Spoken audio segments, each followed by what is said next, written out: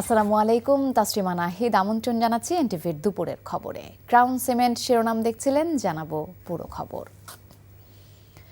আগামী বছর সেপ্টেম্বরের আগেই ভোটার তালিকা প্রণয়ন, সীমানা পুনর্নির্ধারণ ও রাজনৈতিক দলের নিবন্ধন দেবার পর নির্বাচনের তফসিল ঘোষণা হতে পারে বলে জানিয়েছেন প্রধান নির্বাচন কমিশনার এএমএম নাসির উদ্দিন।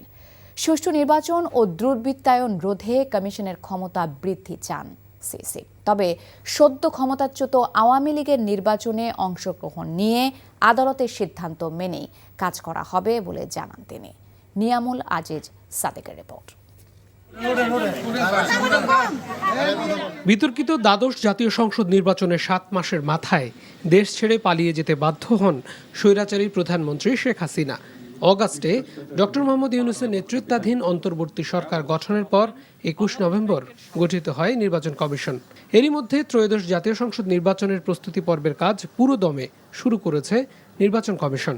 আগামী বছরের ডিসেম্বরে নির্বাচন ধরে কর্মকর্তাদের প্রয়োজনীয় নির্দেশনা দেয়া হচ্ছে। এখানে দেশবাসীর উপর প্রত্যাশা অনেক বেশি, এই সরকারের উপরে নির্বাচন কমিশনের উপর প্রত্যাশা অনেক বেশি। ইলেকশন ক্ষতিগ্রস্ত হবে, বন্ডল হয়ে যাবে, সেই ধরনের কোনো সিচুয়েশন আমি ফোরসি করি না।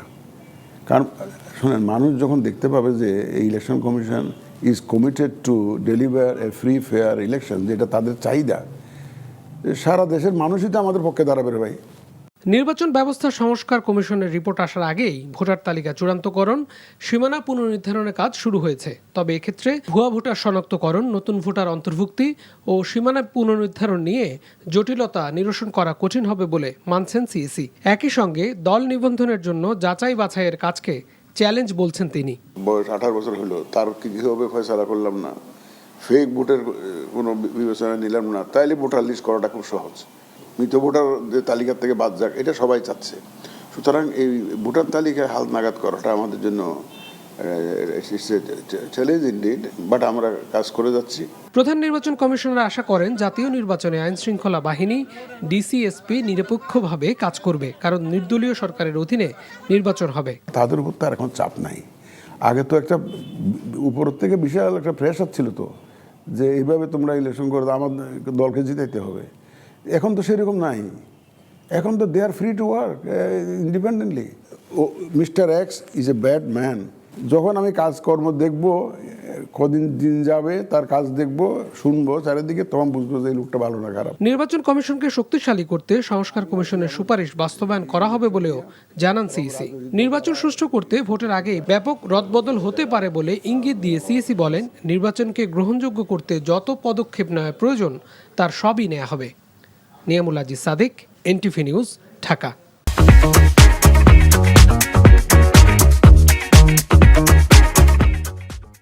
শুধুমাত্র নির্বাচনের জন্য এত মানুষ জীবন দেয়নি, তাই দেশের সংস্কার শেষে সরকার নির্বাচনে যাবে বলে জানিয়েছেন সমবায় মন্ত্রণালয় ও যুব ও ক্রীড়া মন্ত্রণালয়ের উপদেষ্টা আসিফ মাহমুদ সজীব ভূঁইয়া।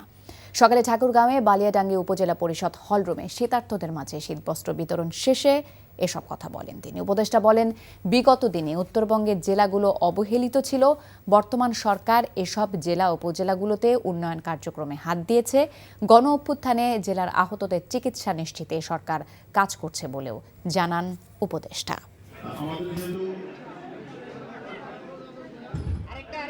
শুধুমাত্র একটা নির্বাচন কিংবা ভোটের জন্য এত মানুষ জীবন দেয় নাই। এই সরকারের একটা ক্লিয়ার ম্যান্ডেট হচ্ছে আমরা সংস্কার কার্যক্রমগুলো করবো, এবং আমরা জানি কমিশনগুলোর প্রায় 3 মাসের মতো সময় হয়ে যাচ্ছে, কমিশনগুলো প্রস্তাবনা দেবে। তারপর আমরা যারা স্টেক হোল্ডার্স আছে তাদের সাথে কনসালটেশনের ভিত্তিতে সংস্কার কার্যক্রম বাস্তবায়ন করে একটা ইলেকশনে ফিরে যাবে। প্রশাসন সহ সকল স্থানে ঘাপটি মেরে থাকা স্বৈরাচারের দোসরদের সরিয়ে দিতে না পারলে ষড়যন্ত্র চলমান থাকবে বলে মন্তব্য করেছেন বিএনপি স্থায়ী কমিটির সদস্য ডক্টর এজেডএম জাহিদ হোসেন। জাতীয় প্রেস ক্লাবে বিএনপি ঘোষিত রাষ্ট্র কাঠামো মেরামতের 31 দফা প্রেক্ষিতে টেক্সটাইল সেক্টর শীর্ষক আলোচনা সভায় তিনি এমন মন্তব্য করেন। জাহিদ বলেন, পতিত আওয়ামী দোসরদের ষড়যন্ত্র রুখতে প্রথম দিকেই পদক্ষেপ গ্রহণ করতে হবে। কোনো রাজনৈতিক দলের পেছনে পড়ে না থেকে সকলে ঐক্যবদ্ধ হয়ে স্বৈরাচারের দোসরদের প্রতিহত করতে হবে বলেও জানান তিনি। অতীতে কোনো স্বৈরাচার ফিরে আসতে পারেনি উল্লেখ করে বিএনপির স্থায়ী কমিটির সদস্য বলেন, আওয়ামী স্বৈরাচারের ফিরে আসার কোনো সম্ভাবনা নেই। আপনারা আপনাদের ভিতর প্রশাসনের ভিতর ঘাপটি মেরে থাকা বিগত স্বৈরাচারের দূষরদেরকে যদি চিহ্নিত করে সরিয়ে দিতে না পারেন, তাহলে এরকম ঘটনা ঘটতেই থাকবে, আপনারা প্রতিরোধ করতে পারবেন না। দেশের মঙ্গলের জন্য আজকে ঐক্যের প্রয়োজন। ঐক্যবদ্ধ থাকলেই দেশ এগিয়ে যাবে। কাউকে যাতে চিকিৎসার জন্য বিদেশে যেতে না হয়, দেশের চিকিৎসা সেবার মান সেই পর্যায়ে উন্নীত করার জন্য সরকারের প্রতি আহ্বান জানান জামায়াতের আমির ডক্টর শফিকুর রহমান। রাজধানীর আগারগাঁওয়ে চীন মৈত্রী সম্মেলনে ন্যাশনাল ডক্টর ফোরাম আয়োজিত জাতীয় চিকিৎসক সমাবেশে কথা বলেন তিনি। জনগণের সেবায় চিকিৎসকদের আরও নিবেদিত হবার আহ্বান জানান জামায়াত আমির। বলেন, মানবিক দেশ গড়তে চিকিৎসকরা নেতৃত্ব দিতে পারলেও এজন্য সবাইকেই এগিয়ে আসতে হবে। সারা দেশ থেকে কয়েক হাজার চিকিৎসক যোগ দেয় এই সম্মেলনে। বক্তারা ছাত্র জনতার বিপ্লবের শহীদ ও আহতদের যথাযথ মর্যাদা, সুচিকিৎসা ও পুনর্বাসনের ব্যবস্থার দাবি জানান।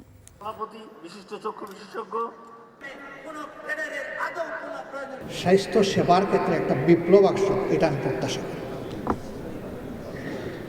এই ক্ষেত্রে আপনাদের কাছে আমার চাওয়া মাত্র দুইটা। একটা হচ্ছে দুনিয়ার সবচেয়ে র্যাপিডলি গ্রোয়িং সায়েন্স হচ্ছে মেডিকেল সায়েন্স। এই জায়গায় আমরা বহু পিছনে, আমাদের অবস্থান কপি অ্যান্ড পেস্ট। দুনিয়ার অন্যরা যেটা আবিষ্কার করে সেটা আমরা অনুসরণ করি। বাট এতগুলা মেধা, এত ব্রেইন আমাদের মাথা থেকে বের হয়ে আসবে না কেন? এই জন্য রিসার্চে আমাদের কিছু মানুষকে অবশ্যই আত্মনিয়োগ করতে হবে। তাবলিগ জামায়াতের বিভাজনের কারণে মাওলানা সাদের অনুসারীরা বৈষম্যের শিকার হচ্ছেন বলে অভিযোগ করেছেন ঢাকা বিশ্ববিদ্যালয়ের সাতপন্থী শিক্ষার্থীরা। সকালে ঢাকা বিশ্ববিদ্যালয়ের কেন্দ্রীয় লাইব্রেরির সামনে সংবাদ সম্মেলনে এই অভিযোগ করেন তারা। সাম্প্রতিক সংঘর্ষের ঘটনা বিভেদ ও বৈষম্যের পরিণতি বলেও দাবি করেন তারা। দ্রুত বৈষম্য নিরসন করে দুই পক্ষের মধ্যে ঐক্য ফিরিয়ে আনতে সকলকে এগিয়ে আসার আহ্বান জানান তারা। এ সময় তাবলিগ জামাতের বিভাজন নিরসনে সমতা নিশ্চিত সহ 11 দফা প্রস্তাবনা দেয়া হয়। এছাড়াও তাবলিগের কার্যক্রম এক প্ল্যাটফর্মে নিয়ে আসতে উভয় পক্ষের মুরব্বীদের আলোচনা করারও আহ্বান জানান শিক্ষার্থীরা। পাল্টাপাল্টি যদি আমরা যুক্তিতর্ক শুরু করি, তাহলে এই সমস্যার কোনো সমাধান হবে না, বরং সমস্যা, ঝগড়া বিবাদ আরও বৃদ্ধি পাবে। আমরা চাই শুধু বাংলাদেশে না, সারা বিশ্বের মধ্যে তাবলিগের কাজ আবার এক প্ল্যাটফর্মের অধীনে চলে আসুক। ওলামায়ে কেরাম, সর্বস্তরের জনগণ এবং ঢাকা বিশ্ববিদ্যালয়ের তাবলিগের সাথী ভাইদেরকে আমরা অনুরোধ করব, আসুন আমরা ঐক্যবদ্ধ উদ্যোগ গ্রহণ করি।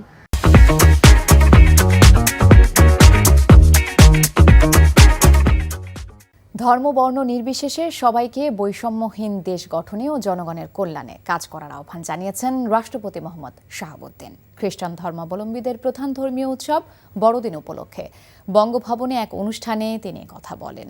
এর আগে বড়দিনের কেক কেটে অনুষ্ঠান শুরু করেন রাষ্ট্রপতি। খ্রিস্টান সম্প্রদায়ের প্রতিনিধিদের সাথে শুভেচ্ছা বিনিময় করেন মোহাম্মদ শাহাবুদ্দিন।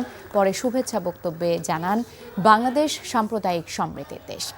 সব ধর্মবর্ণের মানুষকে ঐক্যবদ্ধ হয়ে দেশ গঠনে এগিয়ে আসতে হবে। শান্তি ও সাম্যের বাংলাদেশ গড়ার আহ্বান জানান তিনি।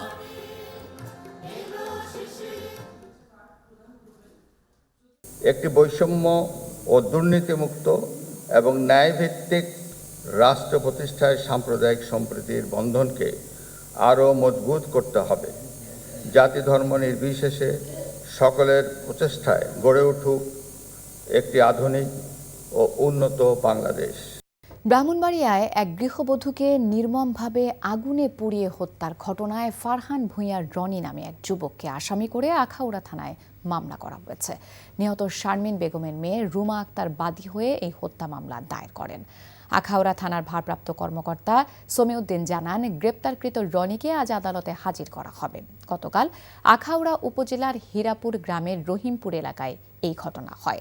3 সন্তানের জননী শারমিন বেগমকে আগুনে পুড়িয়ে নির্মমভাবে হত্যা করে দক্ষিণ ইউনিয়ন যুবলীগের সাধারণ সম্পাদক শাহনিয়াজ ভূঁইয়া শানুর ছেলে ফারহান ভূঁইয়ার রনি।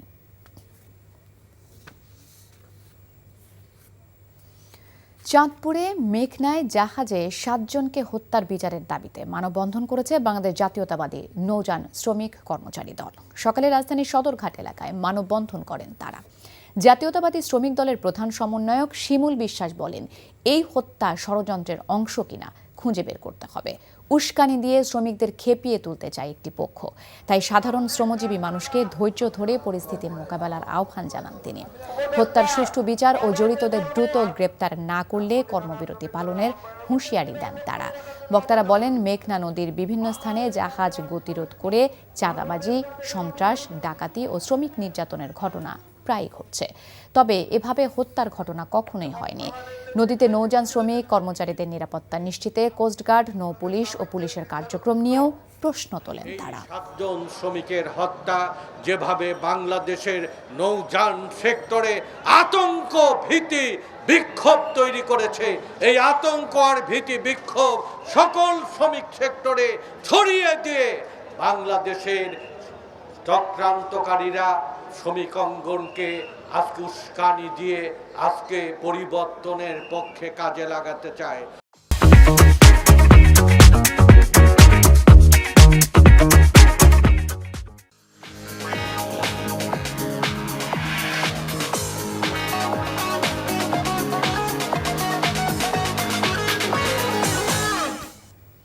নগদ নিবেদিত অর্থনীতির খবর। দেশের জাহাজ নির্মাণ শিল্প অনেকটাই থমকে আছে। এর কারণ নির্মাতাদের আর্থিক ক্ষেত্রে জটিলতায় জড়িয়ে পড়া। এক্ষেত্রে সরকারের সহায়তায় শিল্পটি ঘুরে দাঁড়াতে পারে বলে জানান শিপইয়ার্ড মালিকরা। দেশের জাহাজ নির্মাণ শিল্প নিয়ে চট্টগ্রামের শামসুল হক হায়দরের পাঠানো 2 পর্বের আজ দেখুন শেষ পর্ব। ক্যামেরায় ছিলেন সুমন গোস্বামী।